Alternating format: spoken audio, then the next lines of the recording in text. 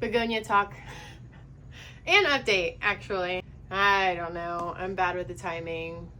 I'll say less than 2 months ago, I had this begonia, and this was the update of what it used to look like.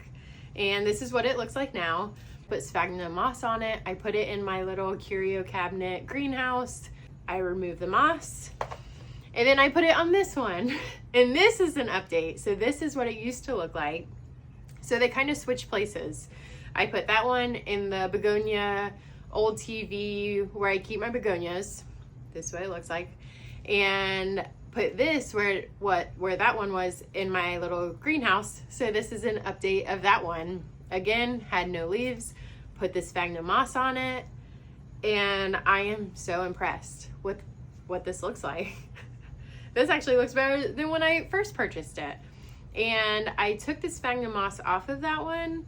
I think I'm gonna leave the moss on this one to kind of keep the humidity from within, because I think they like that. It's like I nurse one back to health, and then another one needs a little rehab. I do that one, and then another one needs rehab. Only this time I have 2 more that need a rehab. So that's exactly what I'm gonna do, and I wanna show you again what my process is. So this was in a little curio cabinet greenhouse. It is now being removed, and I'm gonna put it back in that little TV stand begonia area I have.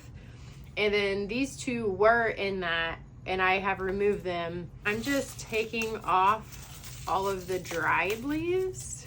I'm trying not to be too aggressive. Here's one. Took all the brown leaves off. I just kind of cut them off of the stems here. So you can see that's just what it looks like now. And I am going to top dress that with sphagnum moss. I have a little bowl here of pre-moistened sphagnum moss.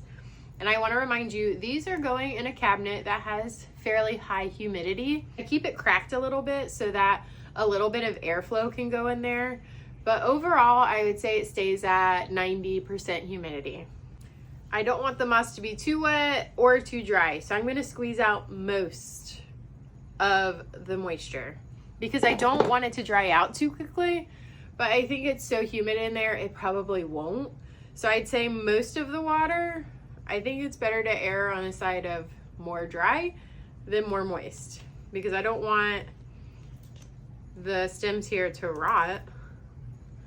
And just kind of gently place it on top of the soil. Doesn't have to be perfect. Oh, I broke a leaf. More gentle than that. And then this is what it looks like. Easy peasy. Done with that one. This one. One lonely survivor. I'm just gonna take off all of these dried leaves. And then you see in here the little stumps. Those are not dead. Those will give us life. So again, I have my sphagnum moss right here. Just gonna take a little handful. And I already wrung out all of the moisture, and then just put a little water on top of it while this was in the sink. And I'm just getting rid of the rest of that moisture that's in here, most of it. And then I'm just gonna set it right on top here. That's it. That's all you have to do. That's all I did for this one. And look at her grow. And then I did the same thing for this one. And I am actually going to add sphagnum moss on top of here. Take a little handful. Wring out.